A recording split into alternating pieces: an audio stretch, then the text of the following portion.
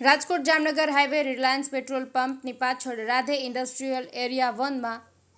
અલગ 7 કારખાનાઓમાં ચોરી થઈ।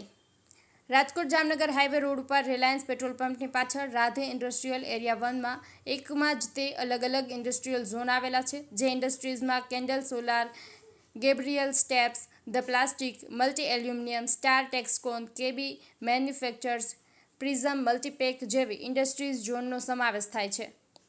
જે અલગ અલગ ઇન્ડસ્ટ્રીઝની લેબર કોલોનીમાં તારીખ 13/5/2025 મંગળવારના રોજ મોબાઈલ, રોકડ રૂપિયા, ચાંદીના ઘરેણાં તેમજ અન્ય ચીજ વસ્તુઓની ચોરી થઈ હતી, જેની કુલ કિંમત આશરે 9 થી 10 લાખ રૂપિયા જેવી છે, જેની કુલ કિંમત પણ હોઈ શકે, જે ઇન્ડસ્ટ્રીયલ એરિયામાં અલગ અલગ ઇન્ડસ્ટ્રીઝમાં ચોરી થયેલ છે। અજાણ્યા શંકાસ્પદ સીસીટીવીમાં કેદ થયા હતા, જેનો સીસીટીવી ફૂટેજ પણ છે। તમામ ઇન્ડસ્ટ્રીઝ દ્વારા પડધરી પોલીસને અરજી કરવામાં આવી છે અને તાત્કાલિક ધોરણે આવા ચોરને પકડીને કડકમાં કડક સજા કરે તેવી માંગ કરવામાં આવી છે।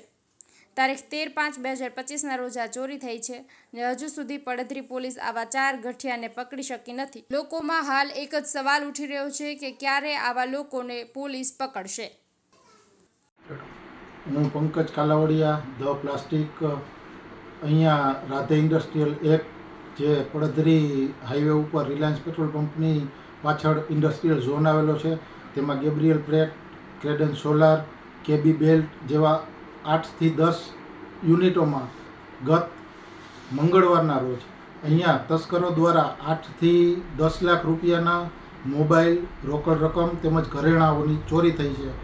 જેમની અરજી અમે પડધરી પોલીસ સ્ટેશનમાં પણ આપેલી છે અને આ કાર્યવાહી સરસ રીતે ઝડપથી પોલીસ દ્વારા થાય અને લેબર